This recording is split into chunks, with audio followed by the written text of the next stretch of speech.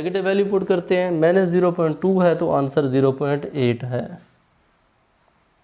0.4 है तो आंसर 0.6 है, 0.6 है तो आंसर हमारे पास 0.5 है।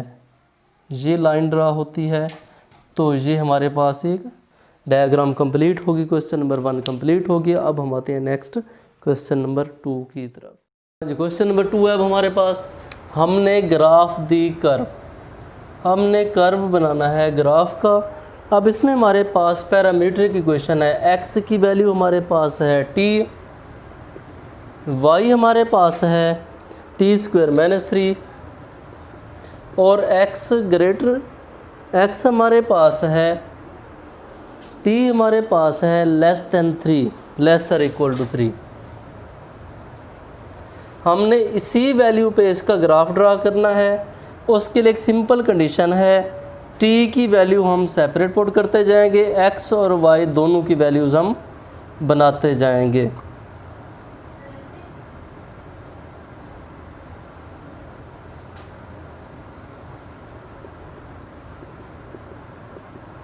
हाँ जी, t की वैल्यू अब हम 3 > 3 का मतलब है 3 के बराबर है और ये हमारे पास इससे ज़्यादा नहीं हो सकती, < 3 या 3 से लेस है नेगेटिव की तरफ या उसके इक्वल है।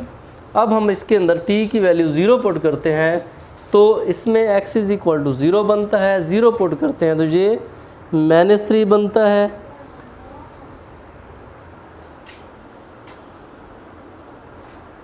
सिर्फ t² है और ये हमारे पास t हमारे पास -3 से 3 तक वेरिएट कर रही है, ये भी हमारे पास 0 बनेगा।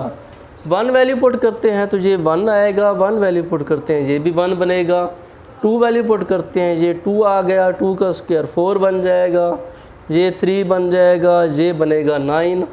-1 पुट करते हैं ये -1 होगा, ये +1 होगा, -2 पुट करेंगे ये -2 होगा, ये 4 होगा, ये -3 होगा, ये हमारे पास 9 बनेगा। अब ग्राफ के अंदर हमने सिर्फ x और y की वैल्यूज़ पुट करनी है, उसके अलावा हमने कोई और वैल्यू पुट नहीं करनी। 1 2 3 1 2 3 -1 -2 -3, मैक्सिमम वैल्यू 9 तक है तो इसमें हम ले लेते हैं 2 4 6 8 10।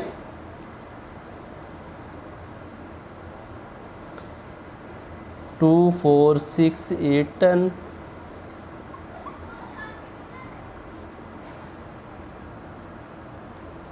अब हमने x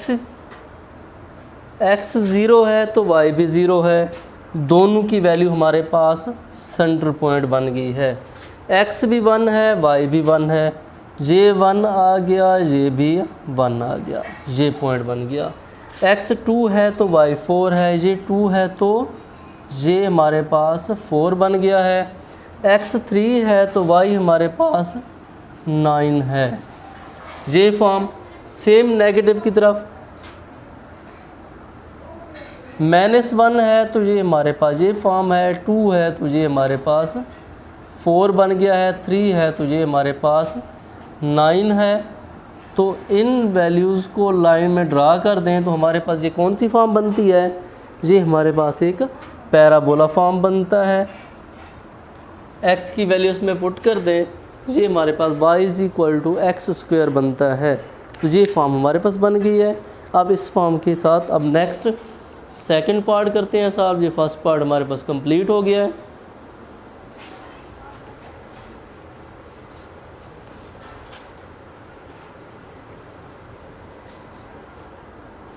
सेकंड पार्ट हमारे पास है x = t-1, y = हमारे पास है 2t-1 और t = हमारे पास है t-1 से -5 के दरमियान है, -1 और 5। इसका मतलब है t बिलोंग टू -1 और 5। t की वैल्यू हमारे पास बनेगी 0 1 2 3 और 4। जब ओपन इंटरवल होता है तो इसमें दोनों वैल्यूज़ नहीं होती, वो फर्स्ट और सेकंड दोनों। अब हमने इसी के मुताबिक ग्राफ ड्रा करना है। टी की वैल्यू पुट करेंगे, इसमें हमारे पास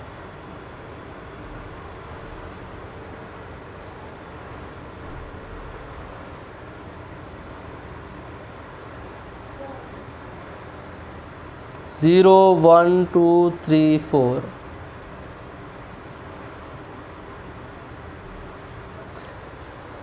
x की वैल्यू 0 पुट करते हैं तो ये हमारे पास -1 बनता है, इस पे 0 पुट करते हैं, ये भी -1 बनता है।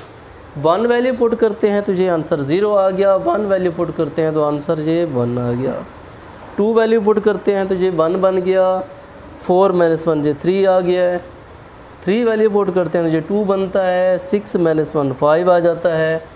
4 वैल्यू पुट करते हैं ये 3 बन गया, ये 4 वैल्यू 8 - 1 बन गया 7।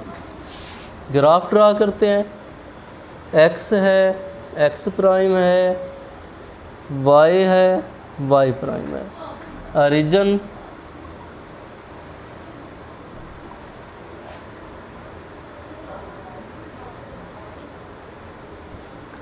ज़ीरो 1 2 3 4 -1 -2 -3 -4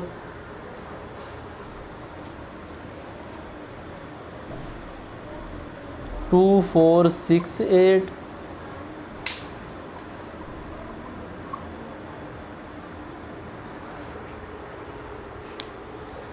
अब इसमें हमारे पास x हमारे पास -1 है तो y हमारे पास भी -1 है।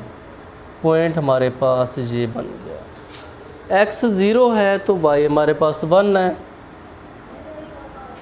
x हमारे पास 1 है तो y हमारे पास 3 है, x 2 है तो y हमारे, हाँ जी, इसमें अब हमारे पास 2 पे हमारे पास ये 5 आ गई है, 3 पे हमारे पास आएगा 7। तो ये हमारे पास एक स्ट्रेट लाइन बनेगी। ये हमारे पास इसका ग्राफ ड्रा हो गया। क्वेश्चन नंबर 2 का सेकंड पार्ट था। थर्ड पार्ट की तरफ आते हैं अब।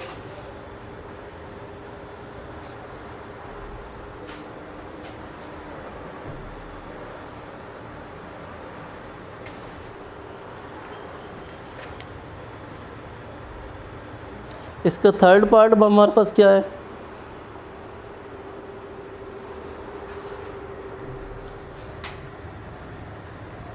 x इज इक्वल टू हमारे पास second theta, y equal to हमारे पास है टेन थीटा, और t हमारे पास मुख्तलिफ वैल्यूज़ पे वेरिएट करेगा। इसकी वैल्यूज़ पुट करेंगे ग्राफ के अंदर। इसमें हमारे पास सेकेंड 30 हमारे पास बनता है, ये 2 आ गया, ये -2 बन गया, ये -1 आ जाता है। 60 के ऊपर ये हमारे पास 2 है, ये -120 के ऊपर -2 है, और ये फिर हमारे पास -1 है। क्योंकि सिमेट्रिक है, इसकी वैल्यूज़ पॉजिटिव हो या नेगेटिव वो वैल्यू एक जैसी ही आएगी। ये हमारे पास बनता है 1.73, ये -1.73, और ये हमारे पास बनता है 0 -1.73 1.73, और ये हमारे पास 0 है।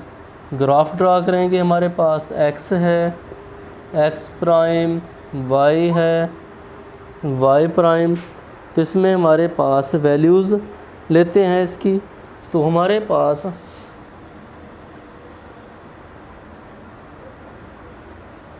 ये आ गया हमारे पास π/2, π/2, ये 60 अगर हमारे पास होता है तो ये हमारे पास बनता है π/3,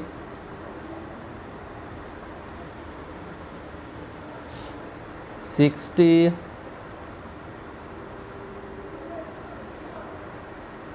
2π/3, और ये हमारे पास पाई आ गया।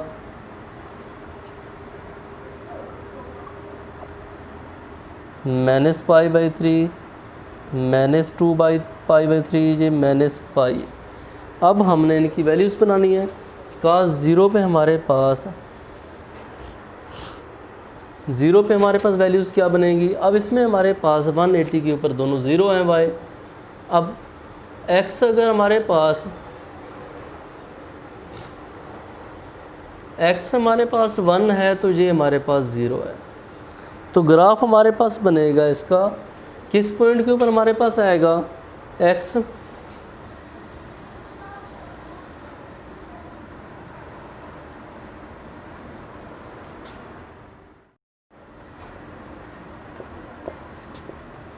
हाँ जी, x हमारे पास 1 है तो वैल्यू हमारे पास 0 है, x हमारे पास 2 है तो ये हमारे पास ये आ गया 1 2 3 4 1.733।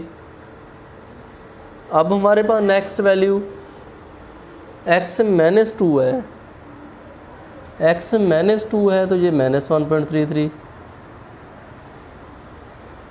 अब हमारे पास x की वैल्यू हमारे पास 2 है तो ये नेगेटिव आ गया।